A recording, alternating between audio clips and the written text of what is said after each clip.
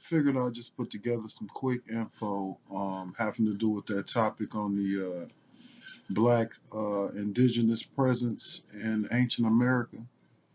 And really, I'm just doing this just because I want to just make a couple of points that I think get overlooked. And I was listening to Sinetta the other night, and I noticed that a lot it's like two camps that's coming from this indigenous standpoint. One camp, they believe like, okay, black folks was in America um, before the slave trade, but they also believe that the slave trade never existed, or it didn't happen. Well, yeah, they believe that it didn't occur because for one reason they give, you know, I guess you can't find any slave ships right now, so that's one reason that they give. So anyway, what I wanted to do is I wanted to just put together some information to well, let me say this. In the other camp, they kind of come from that indigenous platform. They come from the standpoint of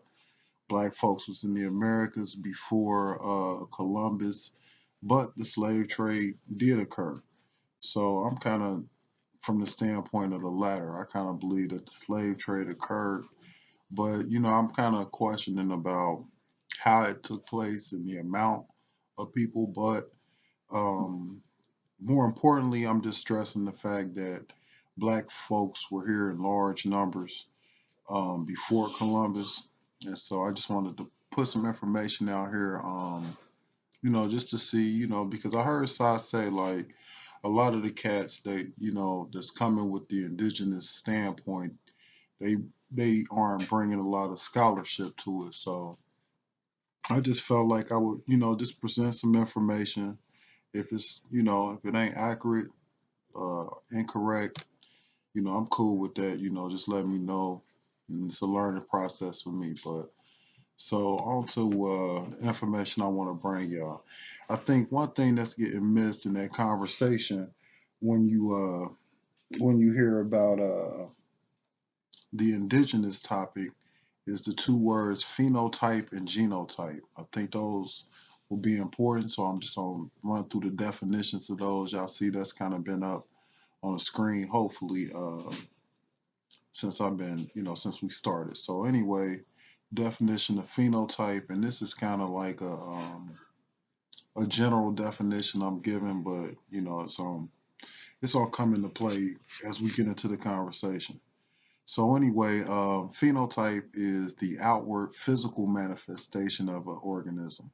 So I mean, without going all into it, just basically how you look, the color of the eyes, color of the hair, shape of the nose, shape of the lips, that goes into the phenotype. And then the genotype, and I'm only saying this family because I know it's a lot of people that already know this, but for those that don't, I'm just being thorough and y'all see how this will come into the conversation and how it's getting missed. But all right, genotype is the internal code, inheritable information.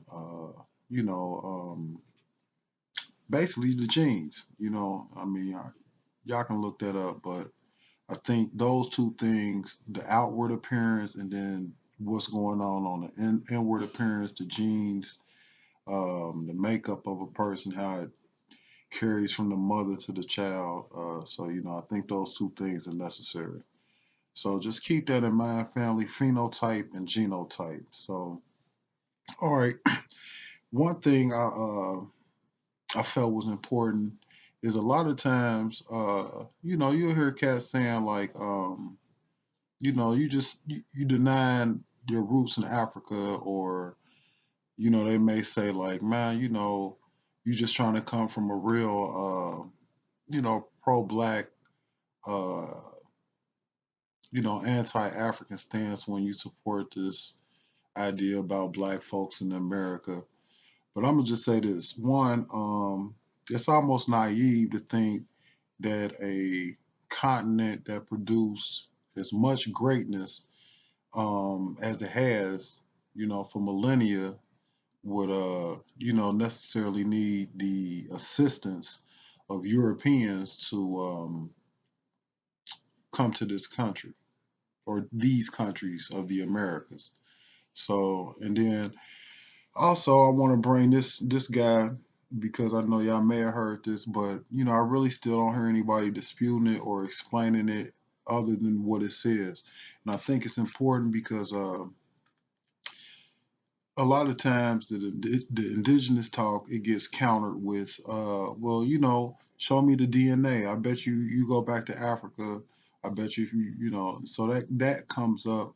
But I think what happens is that means that they're stopping the conversation with slavery, or the beginning of slavery, the 1615 or whenever that was, that the Dutch, supposedly brought the first Africans here or whatever. But they stopping right there. And I think you got to go back a little further to see what America looked like, the population, and then, kind of tell like, okay, well, this is what what the Americas look like, and go from there. So in order to do that, it's okay. It ain't too many accounts from Europeans before the 16th century about what was going on in the United States. So, or South America, Mexico, whatever. So this is what I'm doing. I'm trying to kind of put together like a little timeline, and then just run it from there. But anyway, um, okay, boom. This individual we got right here. I want to show his picture because a lot of times, like I said, people think you're trying to come from, a real pro-black angle, and it's like sometimes they need to see a white face say something in order for them to feel like, it's valid. But also, just from the fact that this individual I'm showing y'all, Giovanni Verrazzano, who the New York, that bridge in New York is named after. Um, this individual, he came to the Americas 1524. So I'm gonna read a couple of quotes of his in a letter that he wrote to the King of France, King Francis.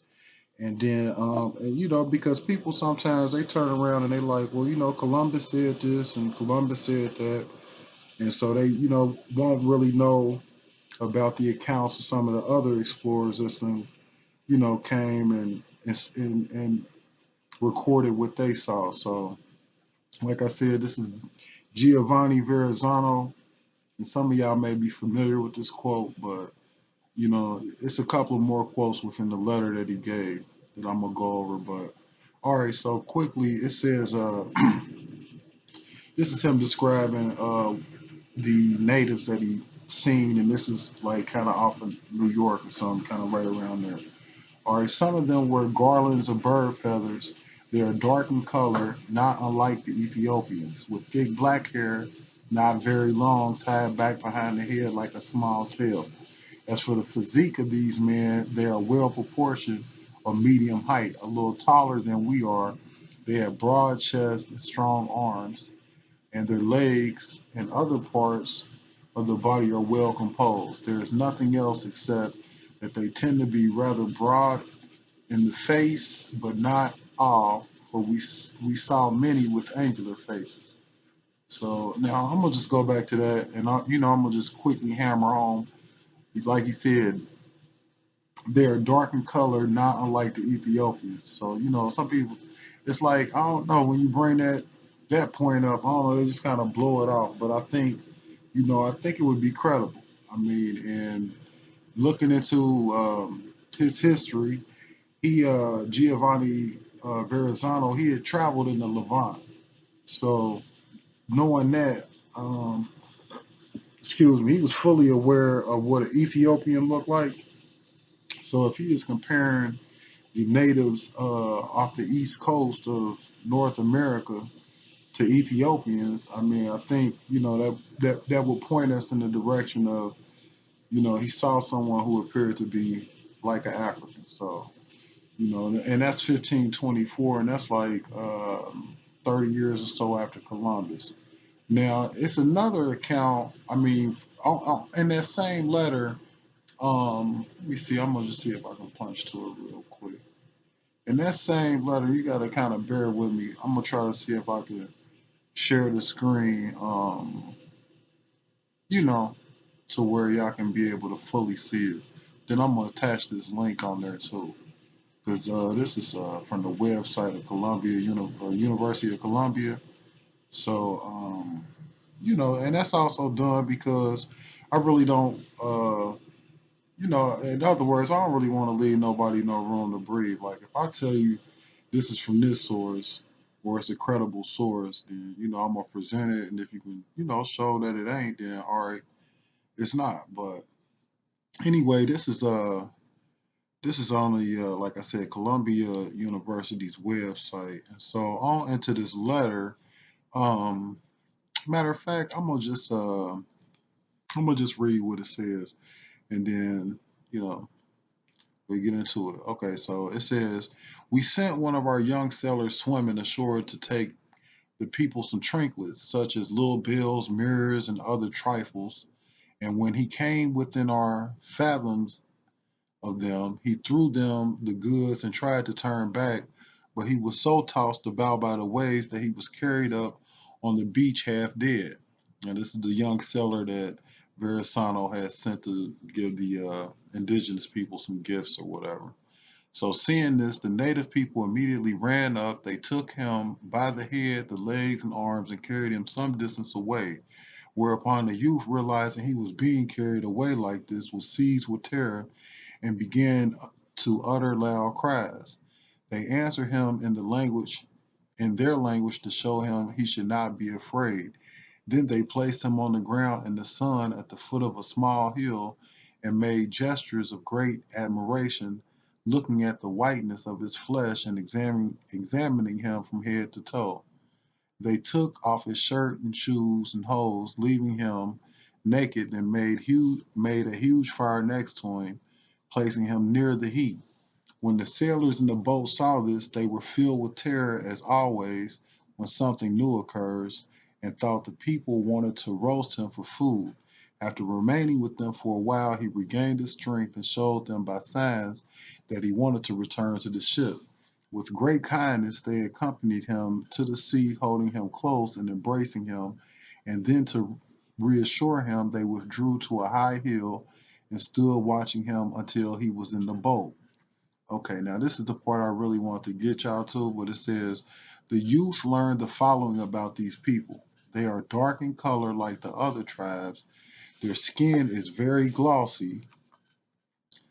They are of medium height. Their faces are more clear cut. Their body and other limbs much more delicate and much less powerful, but they are more quick witted. He saw nothing else.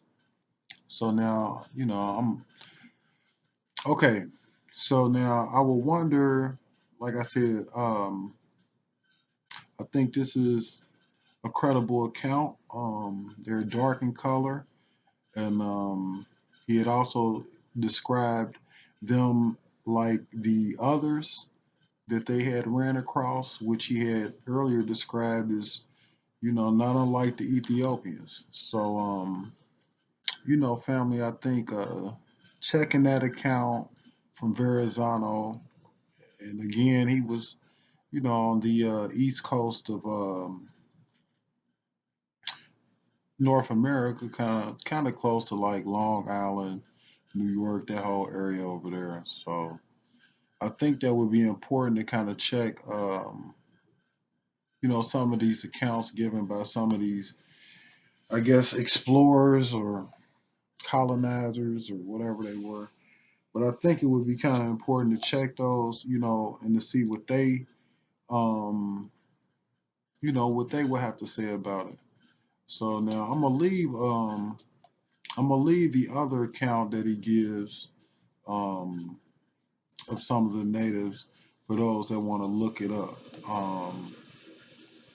But again, I think you will see like what he's describing are some individuals that it's hard for him not to really um, separate from the Ethiopians. So that's just keeping that in keeping that in mind. We just move on. So first of all, before I do move on, like I said, if the information ain't accurate, somebody show me where the account of Verrazano um, shouldn't be taken. Um, it's something that's plausible. But I would think, if you consider Columbus's accounts and Vespucci, and De Soto, if you consider, what they said is, credible, then and then like I really wouldn't, see a reason why this white guy from France would describe, or from Italy, I think he was, but I wouldn't, I couldn't come up with a reason why he would say that those individuals look like Ethiopians if they didn't. I mean, and then going to the Levant, I mean, he's familiar with the different complexions that was, all around the Mediterranean. So, I mean, if they didn't appear like an Ethiopian and like a Libyan, I think he would have said a Libyan. I mean, that wasn't, uncommon for the day for people to know about, individuals there, North Africa, Egypt. I mean, that wasn't uncommon. So, all right. So the next point, let me run to this real quick. Okay, so now this is a quote that I'm gonna run to y'all. It's from Africans and Native Americans, the language of race and the evolution of red black peoples. So this quote, real quick, family. It says, all right, now check this out. It won't even take us long. In any case, at least 3,000 Americans are known to have been shipped to Europe between 1493 and 1501. Now, remember, like I said, them dates, people will get to disputing somebody that's coming from the angle that black folks were in the Americas before Columbus. They had dispute them with saying like, well, that was, the Cherokee, they took slaves and they talking about a time period in the 17 to 1800s. But, we got to go back a little further. So anyway, in any case, like they said, at least 3,000 Americans were known to be shipped from Europe, um, from the Americas to Europe within about 8 years. So and it says with the likely total being possibly double that. So, over 6,000 people. Now it says most were sent to the Seville area where they seem to show up in the slave market as Negroes without a place of origin being mentioned. So now, for somebody it's like, all right, well, show me some written works, by somebody that's credible, that says that it was, they kind of want you to take them to the writing. So I'm presenting this. Now, if this ain't credible, I don't think it would be a problem for someone who knows it's not credible to show it's not credible. So now, one thing I want to do that I normally try to stay on top of is the etymology of words. And so, and I was like, well, how did they? What was the word Negro like? How was that used in the 1500s? Because like the word nice today, you think is a friendly person, but originally it was, somebody. It describes somebody who was gullible. So so anyway, looking up the word or the etymology, I think that's how you pronounce it. A Negro, it just basically says a member of a black skinned race of Africa, 1550s, from Spanish or Portuguese, Negro, black from Latin, Negrum, black, dark, sable, dusky.